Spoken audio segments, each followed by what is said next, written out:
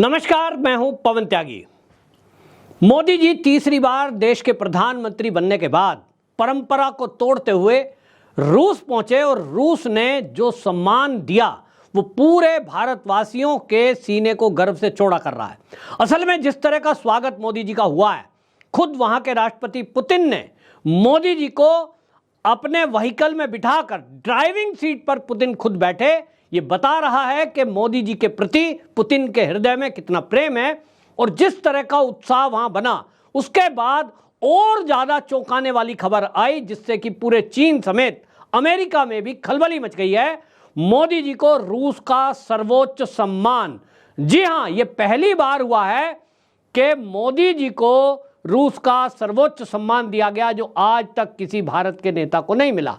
आपको बता दें कि जो मोदी जी को सम्मान दिया गया है वो है order of Saint Andrews the apostle. ये जो सम्मान का नाम है ये पुतिन ने खुद मोदी जी के गले में डाला और ये सम्मान मिलने के साथ ही पूरी दुनिया में एक चर्चा होने लगी कि आखिरकार मोदी जी में ऐसा क्या है कि रूस का सर्वोच्च सम्मान इनको दिया गया।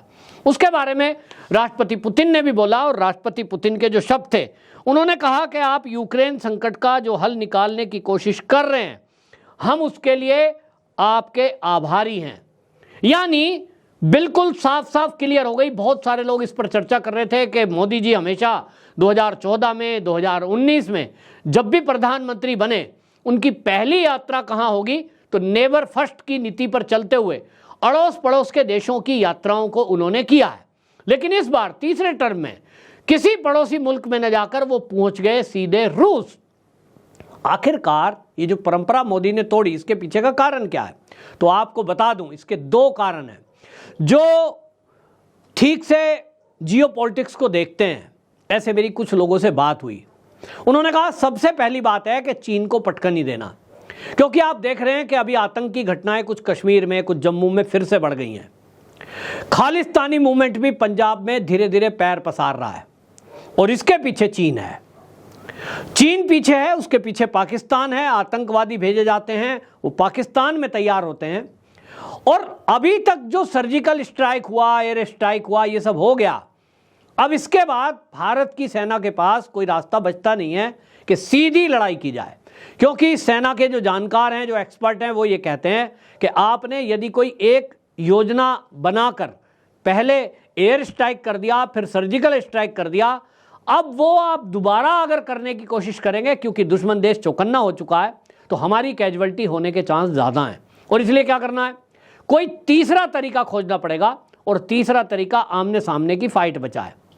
पीओजेके को लेकर जिस तरह की घटनाएं आ रही हैं, उसको देखते हुए वहाँ चीन अड़ेगा और चीन अड़ेगा तो चीन से भी युद्ध करना पड़ेगा। और ऐसे में रूस का जो साथ चीन को मिला हुआ है, जिस तरह से पिछले दिनों उन्होंने अपना जो उन्होंने रक्षा प्रणाली है, S-400 है, 600 है, वो भी रूस ने भारत को भी दिया तो चीन को भी दिया। लेकिन भारत ने जो लिया है वो उन्नत क्वालिटी है, उसकी रेंज भी ज़्यादा है, लेकिन इससे मतलब नहीं है।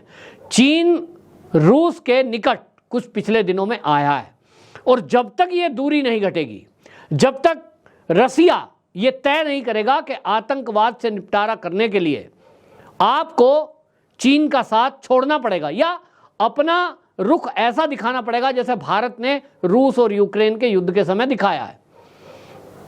स्थिर रहे हैं, ना इधर ना इधर। देश भारत ने तय कर लिया कि भाई हम दोनों के लिए बराबर हैं। हम यूक्रेन को दवाइयां देंगे तो रसिया से हम कच्चा तेल लेंगे। हमारे रिश्ते हैं, दोनों से रिश्ते नहीं बिगाड़े। बहुत सारा नाटो देश का तनाव, दबाव अमेरिका तक का आया, लेकिन मोदी जी ने माना नहीं। उन्होंने कहा हमारी तटस्थ स्थिति है, हम तटस्थ ही रहेंगे। ऐसे ही मोदी जी चाहते हैं कि रूस भी जिस भी दिन भारत का ये कदम बढ़ेगा कि हम अपनी जमीन का कब्जा छुड़ाने के लिए चीन की तरफ बढ़ेंगे, हम अपनी जमीन छुड़ाने के लिए पाकिस्तान की तरफ जब कदम बढ़ाएंगे, तो रूस हो या अमेरिका, वो तटस्थ रहने चाहिए कि हमारा मुद्दा है, हम खुद इसको सुलटेंगे, आप बीच में कृपया ना पड़ें। ये मोदी जी ये जो दिखाना चाह रहे थे, ये जो बात करना चाह रहे थे, इसके लिए सबसे पहले जाना जरूरी था, क्योंकि इस समय मोदी जी ने पहले ही कहा है कि पहले 100 दिन में मैंने काम पहले से करके रखा है, कड़े और बड़े फैसले लूँगा। मोदी जी ने इस बात को रसिया में जाकर भी दोहराया। उन्होंने कहा वहाँ भारतीयों के बीच जब बात कर रहे थे कि इस बार मैं 3 गुना ताकत से काम कर रहा हूँ, यानी बहुत तेज़ी से। और सबसे पहले आतंकवाद पर प्रहार करना है। आतंकवाद को लेकर के हमेशा मोदी जी हर प्लेटफॉर्म पर आवाज़ उठाते रहे हैं। रसिया के इस दौरे में भी उन्होंने ये बताया और पुतिन को बताने की कोशिश की कि भैया हम जो त्रस्त हैं ना, हम आतंकवाद से त्रस्त हैं और इसीलिए आप क्या करें भाई, आप जो है इस मामले में हमारा सहयोग नहीं कर सकते तो कम से कम आप टेक्नोलॉजी दीजिए, हथियार दीजिए। हमारी सेना इस काम को करने में खुद सक्षम है, अपनी लड़ाई हम खुद लड़ लेंगे, लेकिन आप हमें सहयोग ना करें तो ना करें, लेकिन चीन का सहयोग ना करें। और इसमें मोदी जी काफ़ी हद तक सफल रहे हैं, ऐसा अब कहा जा रहा है।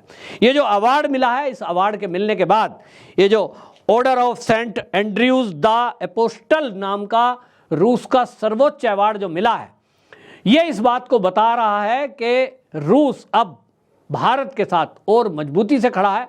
और मोदी जी के बारे में जिस तरह से पुतिन ने शब्द बोले हैं, इसको सुनने के बाद तो आप समझ लीजिए कि चीन में खलबली मची हुई है।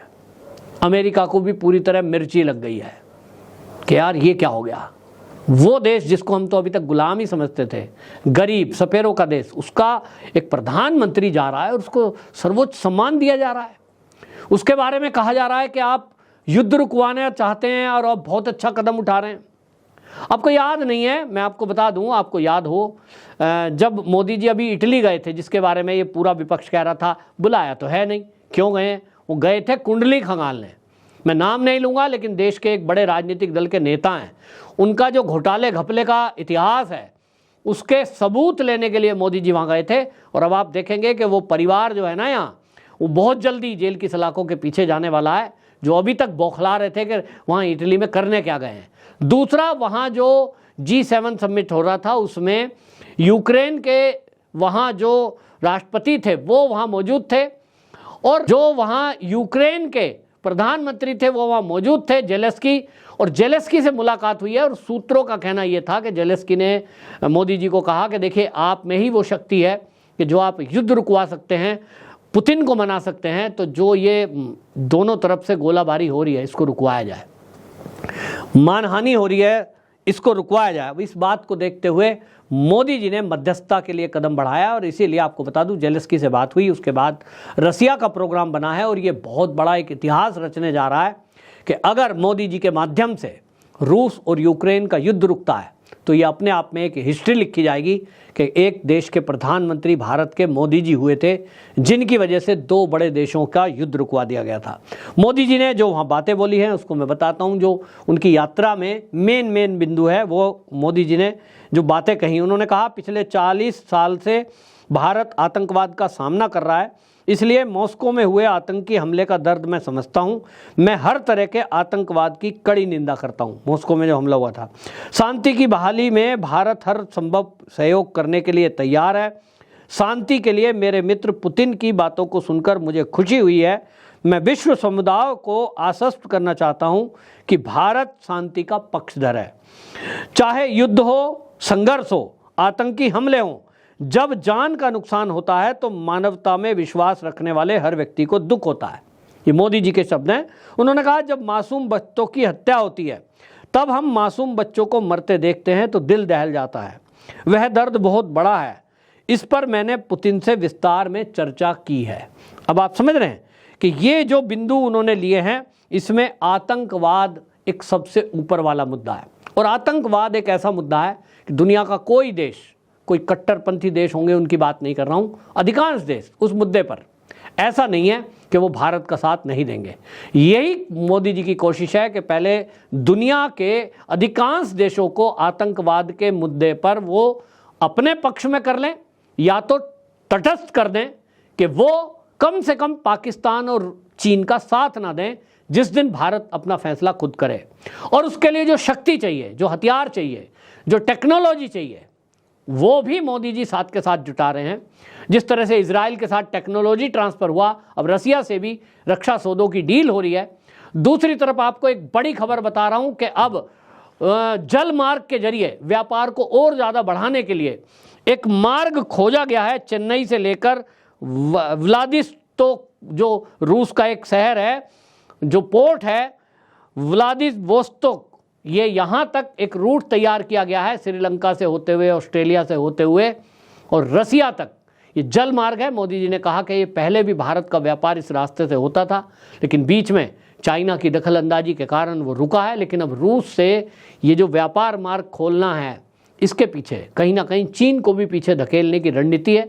और इसमें बाकी देशों की सहमति जब होगी तो सोचिए, चीन को दरकिनार करते हुए भारत का सीधा सीधा जो व्यापार है वो जल मार्ग से जब बढ़ेगा तो उसमें कच्चा तेल भी हमारे देश में आएगा, जिससे हमारे देश के जो तेल की कीमतें हैं इस पर भी असर पड़ेगा और तेल सस्ता होगा। ये सब समझौते लेकर मोदी जी गए थे। एक बहुत सफल यात्रा मैं इसको मानता हूं और ये देशवासियों के लिए गौरव की बात है कि हमारे देश के प्रधानमंत्री को इतना भव्य स्वागत दिया गया और उनको रूस का सर्वोच्च सम्मान दिया गया। आपकी क्या राय है? कमेंट बॉक्स में जरूर बताएं। वंदे मातरम।